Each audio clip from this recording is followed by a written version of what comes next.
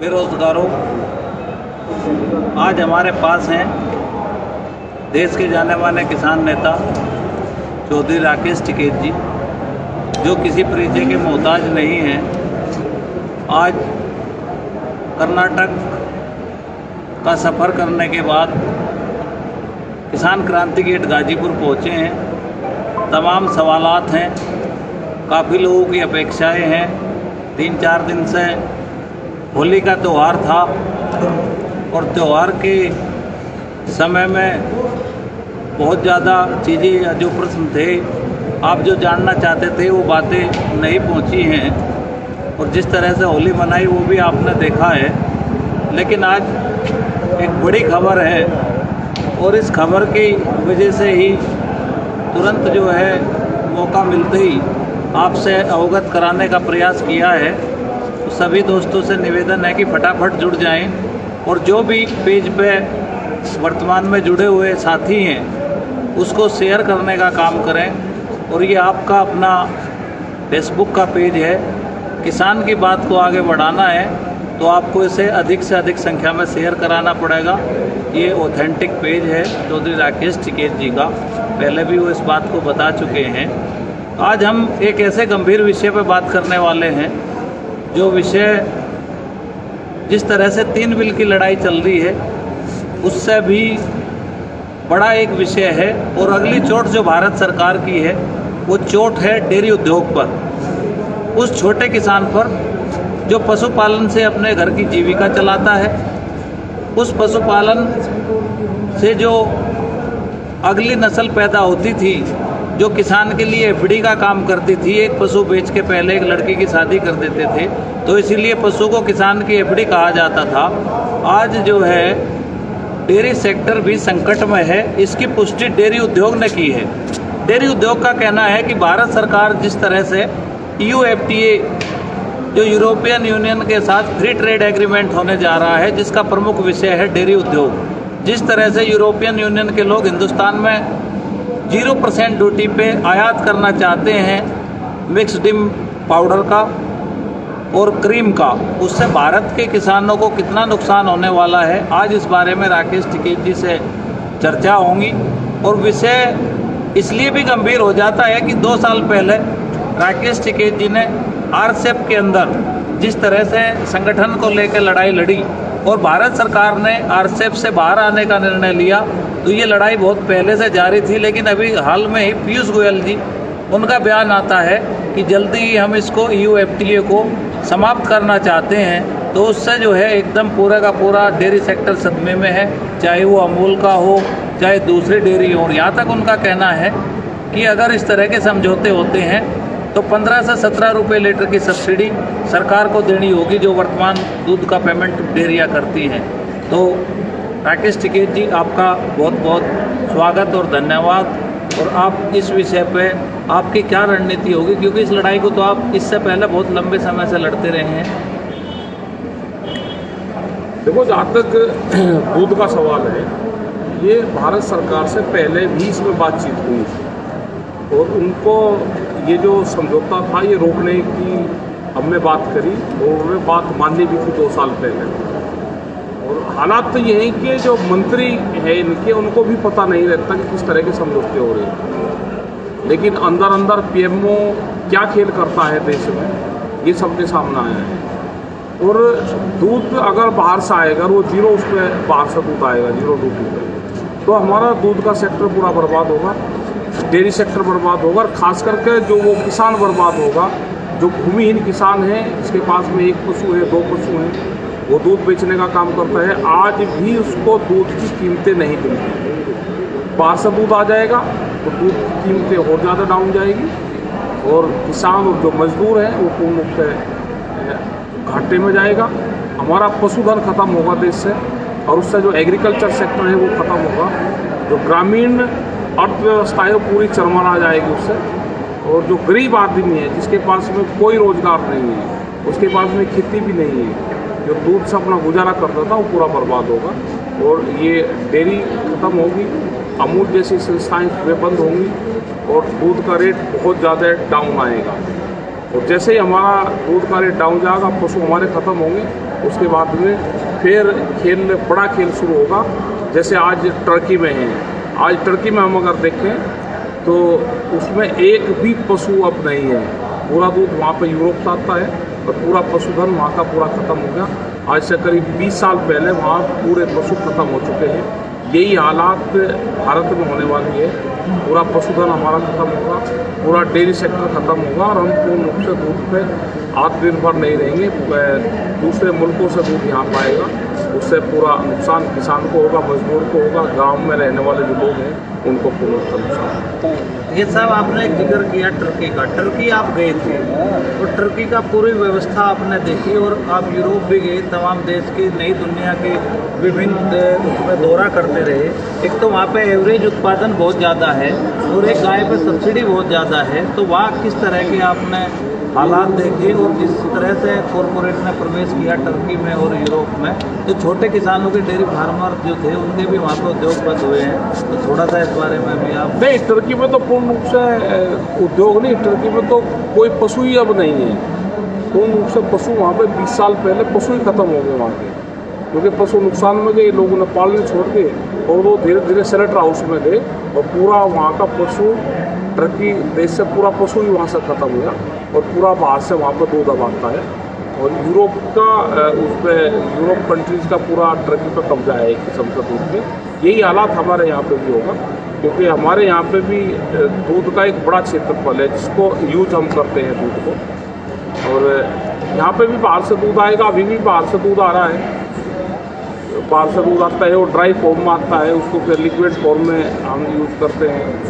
और आने वाले टाइम पर नुकसान होगा अगर बाहर से दूध आएगा और भारत सरकार इस तरह के समझौते करेगी तो नुकसान होगा हमारे यहाँ पे, क्योंकि कोई सब्सिडी तो है नहीं। वहाँ तो एक गाय को सब्सिडी देते हैं 42,000 रुपये तक, वहाँ पे प्रति महीने की सब्सिडी वहाँ पे है एक गाय को। यहाँ पर कहाँ गाय को सब्सिडी, यहाँ 42,000 रुपये की गाय नहीं आती। इस तरह की वहाँ पर सब्सिडी देते हैं। वे जिंदा है वहाँ पर, बड़ी बड़ी डेयरी वहाँ पे है और पूरा मशीनरीकरण वहाँ पे है, उनसे दूध निकलता है, बड़ी बड़ी डेयरियाँ वहाँ पे काम चलता है। वहाँ पे दूध ज़्यादा यूज लोग वहाँ पर नहीं करते।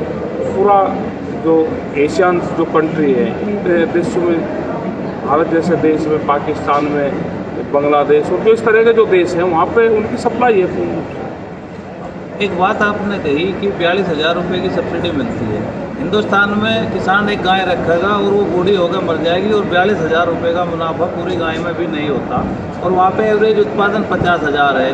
आप 50 लीटर पर डे का एक गाय का है। आपने एक बात कही कि दूध कम यूज होता है, तो किस तरह से रखते हैं? सुना है कि वो समुद्र में फेंकने की स्थिति वहाँ पर आ गई, इसलिए वो भारत का और थर्ड वर्ल्ड का बाजार ढूंढ रहे हैं। वो बाजार ढूंढने हो तो उसमें ड्राई फॉर्म में करते हैं उसको, दूध को लिक्विड फॉर्म में ड्राई में ले जाएंगे, ड्राई से फिर यहाँ पर पाउडर के रूप में वो यहाँ पर आएगा और यहाँ पे बटर उसका आएगा, यहाँ पे चीज़ उसकी आएगी, तो सारी चीज़ें यहाँ पर आती है।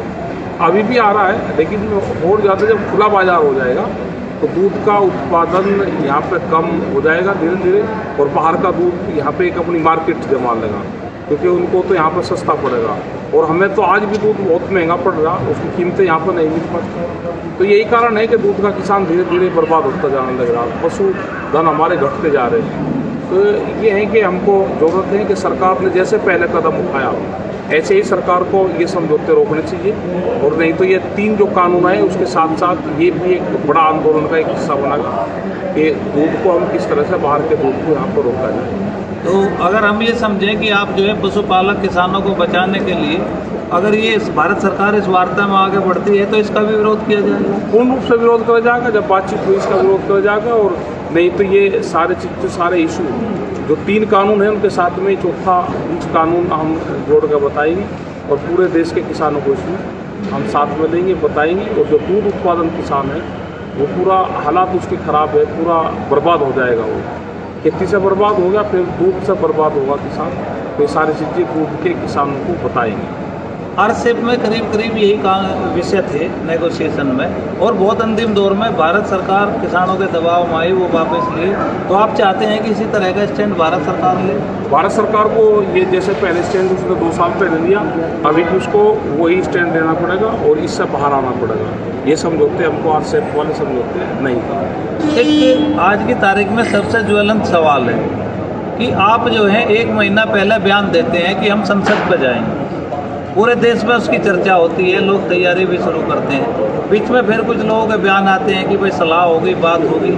आपने कहा कि भाई अभी आपका एक 8 दिन पहले बयान आ कि कड़े फैसले हमको लेने होंगे, कभी न कभी तो कॉल देनी होगी। तो संयुक्त मोर्चा की तरफ से कल एक स्टेटमेंट जारी किया गया कि पहले हफ्ते में मई के हम संसद को घेरेंगे, शांतिपूर्वक जो है दिल्ली में घुसेंगे, बैरिकेड पे चाहे लट लगे चाहे कुछ भी हो। तो जिस तरह से मतलब आप कोई बयान देते हो फिर उसको इस तरह से किया जाता है, और उसके बाद जो ये कॉल दी गई है, तो क्या आप दोबारा एक बार फिर किसान मन बना चुका है कि इस तरह से हम नहीं बैठने वाले और अब हम आर पार की लड़ाई लड़ेंगे? हाँ, लड़ाई ये लड़नी पड़ेगी, आर पार की लड़ाई लड़नी पड़ेगी। मिट्टी का आंदोलन भी एक देश में चलेगा, और मिट्टी का भी ये है कि जो मिट्टी गांव-गांव से और स्टेट से मिट्टी इकट्ठी हो रही है, उस मिट्टी को पार्लियामेंट, जो नया पार्लियामेंट हमारा बनना है, उसकी बुनियाद में वो मिट्टी जानी चाहिए। उसकी बुनियाद में जो जल यहाँ पर रखा हुआ है, पूरे देश और दुनिया से जल आया है, वो उसकी बुनियाद में डालना चाहिए। जब वो पार्लियामेंट बनकर तैयार हो और उसमें बैठने वाले लोग जब फैसला करें, तो उनको ये याद रहे कि इसकी बुनियाद में गांव के किसान के खेत की मिट्टी इस पार्लियामेंट की बुनियाद में है, उनके दिमाग में रहना चाहिए। तो वो भी वहाँ पर पार्लियामेंट में मिट्टी जाएगी, उसकी बुनियाद में मिट्टी जाएगी, देश के हर स्टेट की मिट्टी जाएगी। आपने जल मंगाया, लोग जल लेकर आए, यहाँ पे इतना जल इकट्ठा हो गया, फिर आपने उसको अपने तरीके से उसको प्रवाहित कराया। अभी जैसे आपने पीछे एक आह्वान किया था कि गांव की मिट्टी होनी चाहिए, तो एक यात्रा इसके लिए चल रही है कई राज्यों से घूम के, और वो 6 तारीख में यहाँ पहुँच रही है। वो टिकरी भी जाएगी, सिंघू भी जाएगी, 3 गाजीपुर बड़े मोर्चे माने जाते हैं। और कुछ ऐसी बात है कि जो शहीद स्मारक का यहाँ पर निर्माण होगा, उसमें भी उस मिट्टी का उपयोग होगा। तो वो संसद के लिए भी वही मिट्टी, उसी मिट्टी की आप बात कर रहे हैं? उसी मिट्टी में से संसद भवन पर मिट्टी जाएगी। संयुक्त मोर्चे से हम कहेंगे कि उसमें से कुछ मिट्टी संसद भवन की जो नींव रखी जाएगी, जो फाउंडेशन उसका बने, वह मिट्टी देश के गांव की मिट्टी संसद भवन की बुनियाद में भी वो मिट्टी रखी जाएगी, वो जल भी वहाँ पर रखा जाएगा। और जब कोई भी पार्लियामेंट में जाएगा, स्पीच देगा, तो हमेशा किसान का उसको ध्यान रहेगा कि इसका जो निर्माण है वो गांव के किसान की खेत की मिट्टी इसकी बुनियाद में रखी हुई है, तो हमेशा खेत को याद रखें। एक बड़ा सवाल, और आप उत्तर प्रदेश से आते हैं इसलिए सवाल है, 22,000 रुपये गन्ना किसानों का भुगतान बकाया हो चुका है। सरकार कह रही कि अभी एफसीआई में निर्देश दिए कि हम डिजिटल पेमेंट करेंगे। 14 दिन का आदेश है, भुगतान नहीं हो रहा, और सरकार जो है 1 टाइम पेमेंट की स्कीम लेकर आई है बिजली बिलों के लिए। किसानों का भुगतान नहीं हो रहा, किसानों की मांग है कि भुगतान कराया जाए तभी बिल जमा किए जाएंगे। रेट बढ़ाया नहीं गया, तो इसके विषय में भी उत्तर प्रदेश सरकार से क्या कहना चाहते हैं? उत्तर प्रदेश सरकार से है कि हमारा जो गन्ना का पेमेंट है वो पेमेंट हमारा, और बिजली के रेट भी घटा हुए, उनकी जो पेनल्टी है वो माफ करें, ये हमारा। तो भुगतान जैसे नहीं हो पा रहा है, और बिजली की पेनल्टी की डेट जो थी वो आज तक थी, उसको शायद आगे बढ़ाने का हो रहा है, 31 तारीख उसकी लास्ट उसको दिया गया था। तो डिजिटल पेमेंट की खूब चर्चा हो रही है, आप पहले से चर्चा करते थे, अब इसकी सरकार चर्चा कर रही है, भाजपा के प्रवक्ता कह रहे हैं। तो बकाया उत्तर प्रदेश में बढ़ता जा रहा गन्ने का, ये डिजिटल नहीं हो पा रहा। वो आने वाले टाइम पे एक चर्चा तो शुरू हुई देश में कि डिजिटल होगा, तो ये होना चाहिए डिजिटल। और जो हमारा पैसा है वो मिलना चाहिए, करीब 100,000 करोड़ रुपया हमारा है, वो मिलना चाहिए। इस पर सरकार के लिए कोई संदेश, जिस तरह से वाली चल रही है, सरकार करे, और नहीं तो सरकार के खिलाफ और शुगर फैक्ट्री वालों के खिलाफ आंदोलन इसमें शुरू करने पड़ेंगे। धन्यवाद।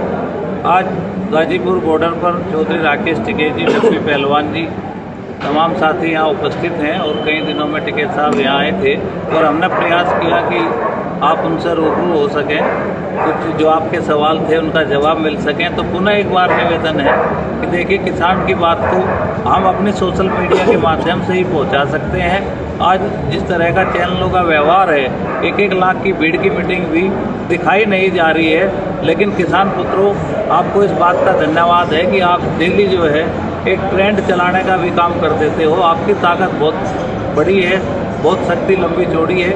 आप इसको अधिक से अधिक शेयर करें। जब भी मौका होगा, कल अलवर में 2 मीटिंग हैं। एक बार आप करीब 2 बजे के आसपास और एक बार 3:30 बजे के आसपास टिकैत साहब को आप कल फिर लाइव सुनाएंगे। सबको इसी बात के लिए पुनः धन्यवाद करता हूं कि आप लोग जितना योगदान और सहयोग करते हैं, उसके लिए किसान संगठन और ये आंदोलन आपका आभारी है। आप ऐसे ही सहयोग करते रहें। जीत निश्चित है। बिल वापसी नहीं तो घर वापसी नहीं, ये टिकैत साहब का संदेश आपको हर समय याद रखना है। धन्यवाद।